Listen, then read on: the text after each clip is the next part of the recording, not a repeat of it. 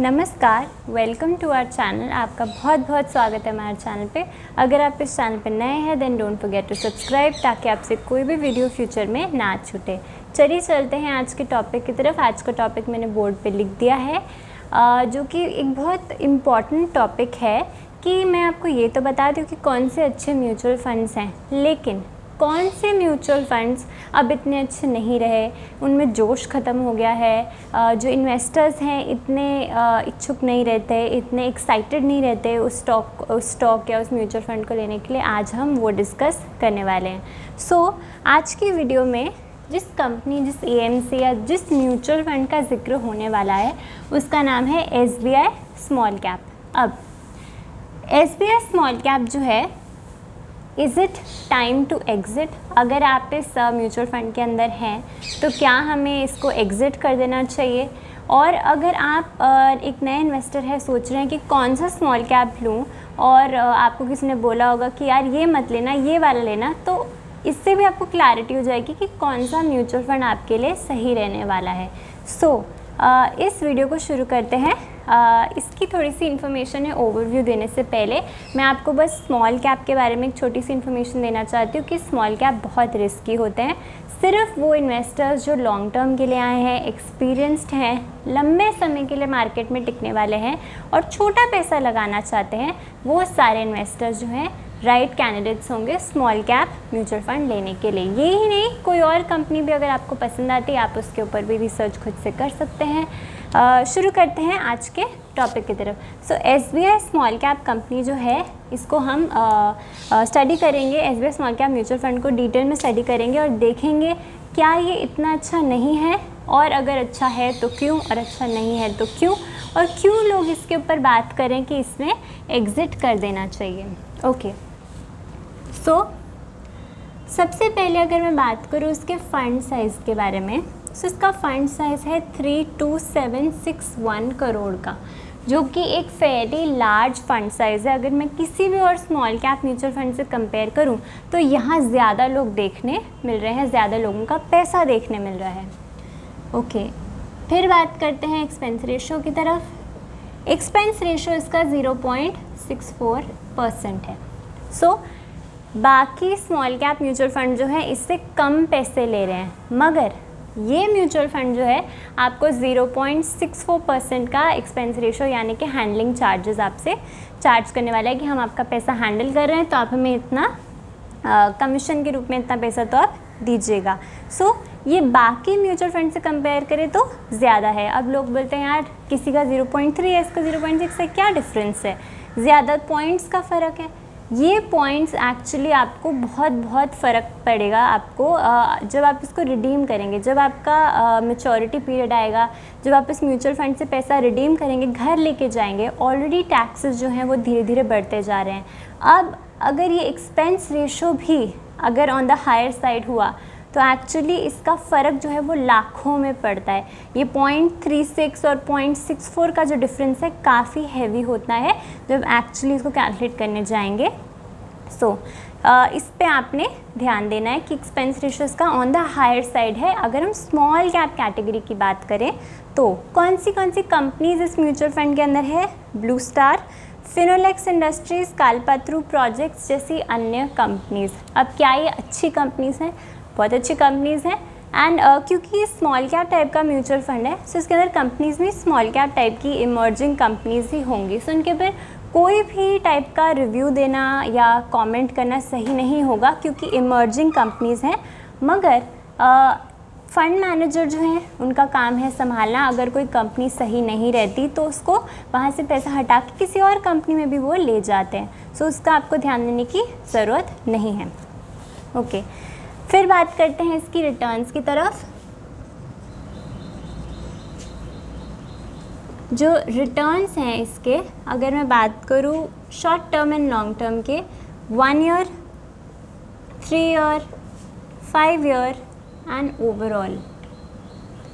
1 year में इसके returns हैं 40%, 3 ईयर्स में इसके हैं 26%, 5 ईयर्स में 31% एंड ओवरऑल में आप देख सकते हैं 27% के जो रिटर्न्स हैं इस म्यूचुअल फंड ने आपको लंबे समय में कमा के दिए हैं। अब अगर इसके 1 ईयर की रिटर्न की बात करें 40% एक बहुत अच्छी रिटर्न मानी जाती है, लंबे समय में थोड़े से कम है। अगर हम इसकी पीयर्स से इसको कंपेयर करें तो हाँ, लोगों ने दूसरे म्यूचुअल फंड्स ने आपको 30-32% के भी लंबे समय में CAGR जो है वो कमा के दिए हैं, तो इसने थोड़े से हमें कम दिए हैं, मगर शॉर्ट टर्म में अच्छे देखने मिल रहे हैं। सो मगर आप लॉन्ग टर्म इन्वेस्टर हैं, जब भी आप कोई म्यूचुअल फंड चुनें, आप हमेशा इस बात का ध्यान रखें कि हमें हमेशा लॉन्ग टर्म के ही जो रिटर्न्स हैं उसको कंसिडर करना है, क्योंकि हम लॉन्ग टर्म इन्वेस्टर हैं। हम 1 साल के लिए या 2 साल के लिए तो आए नहीं है, तो हमें 1 या 2 साल की रिटर्न से मतलब ही नहीं होना चाहिए।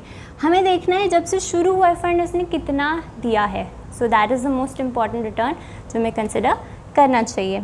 ओके, इनके फंड मैनेजर का नाम है मोहन लाल। ये काफ़ी न्यू फंड मैनेजर हैं, हाल ही में अपॉइंट हुए हैं, मगर इसका मतलब ये नहीं है कि नए फंड मैनेजर हैं। ये नए फंड मैनेजर इस म्यूचुअल फंड के हैं, लेकिन उन्होंने और जगह भी काम किया है। इनके पास मार्केट एक्सपर्टीज़ है, नॉलेज है, एजुकेशनल बैकग्राउंड है, सो उसके बारे में आपको फ़िक्र करने की ज़रूरत नहीं है। नाउ वैसे ही स्मॉल कैप जो होता है वो एक रिस्की एरिया होता है, चाहे आप स्टॉक्स में पैसा लगाएं, चाहे आप म्यूचुअल फंड में पैसे लगाएं।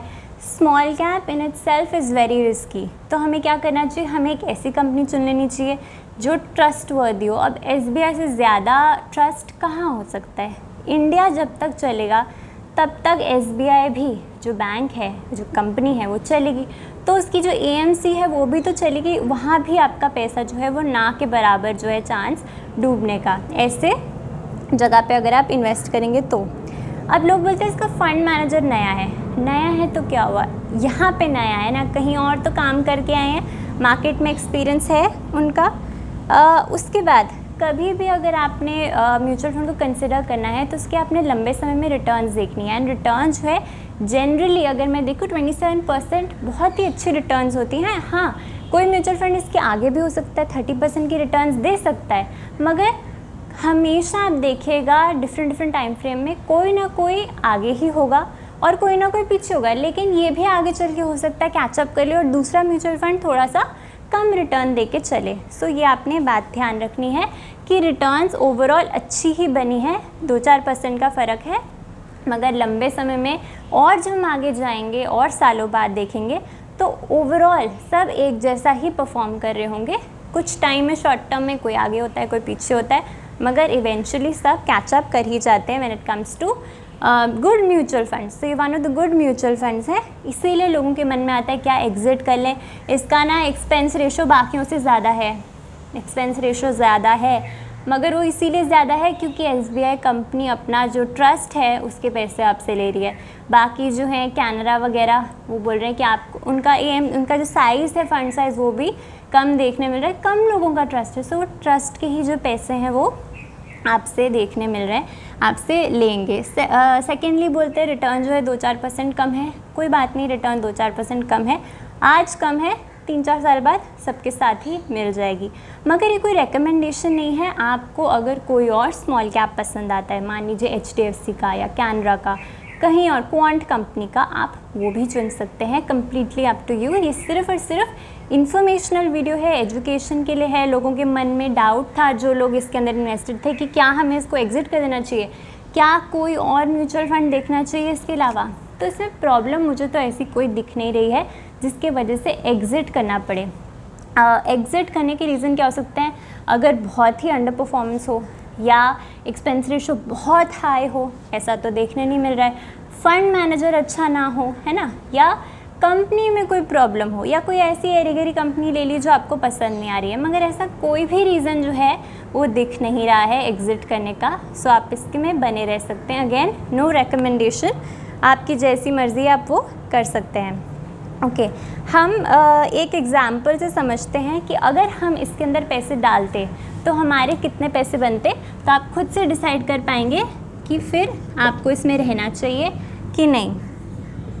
अगर मैं इसके अंदर SIP करूँ मात्र 5,000 रुपये की और मुझे रिटर्न्स ये 25% कमा के दे दे, जो कि उससे ज़्यादा ही दे रहा है, पर मैं तो कंजर्वेटिव रिटर्न्स लेके चलूँगी। रिटर्न्स अगर 25% में मुझे मिल जाते हैं और मैं टाइम लूँ 10 इयर्स का, तो मेरे पैसे कितने बन जाएंगे? मेरे पैसे बन जाएंगे 26 लाख रुपीज़। यही पैसा अगर मैं 20 सालों के लिए रखूं तो मेरा पैसा बन जाएगा 3.4 करोड़ रुपीज़। यानी कि अगर आपकी SIP अमाउंट छोटा है, रिटर्न्स बहुत अच्छे हैं, मगर आपने ध्यान रखना है कि SIP का अमाउंट अगर छोटा है आपको लंबा टाइम देना पड़ेगा, 10 ईयर्स 20 ईयर्स के लिए आपको पैसे छोड़ने पड़ेंगे। और अगर आप ज़्यादा SIP डाल सकते हैं, अगर इसमें 10,000 15-20 हज़ार अगर आप डाल सकते हैं, जो कि आपके टोटल जो भी पोर्टफोलियो है इसका इतना सिग्निफिकेंट अमाउंट ना हो, फिर भी आपकी SIP काफ़ी बड़ी हो, तो आप जल्दी कम टाइम में भी हाई टारगेट जो है वो अचीव कर पाएंगे। So I hope you like the video. I hope आपका डाउट क्लियर हो गया हो। किसी के माइंड में अगर ये आ रहा हो कि SBI म्यूचुअल फंड को हम एग्ज़िट करना चाहते हैं, कहीं और जाना चाहते हैं, रोटेशन फ्लिपिंग ये सही बात नहीं है। एक बार ढंग से रिसर्च कर लीजिए कहाँ पैसा डालना है, फिर उसके साथ बने रहिए। अनलेस कोई बहुत मेजर प्रॉब्लम हो जाए with the mutual fund, with AMC या विद एनी स्टॉक वगैरह, मगर ऐसे बार बार रोटेट करते रहेंगे तो चार्जेस ही चार्जेस पड़ेंगे, टैक्सेस ही टैक्सेस आपको देने पड़ेंगे, क्योंकि अगर आप लंबे समय के लिए बने थे, रिडीम करेंगे तो टैक्स तो पड़ेगा आपको। सो अब बार बार वो सब आपको करने की ज़रूरत नहीं है। So I hope you like the video. I hope कोई डाउट ना रह गया हो। कोई भी और डाउट हो, कोई भी और क्वेश्चन हो, आप लिख सकते हैं, मैं इसका जवाब देने की ज़रूर कोशिश करूँगी। तब तक के लिए thank you for watching and bye.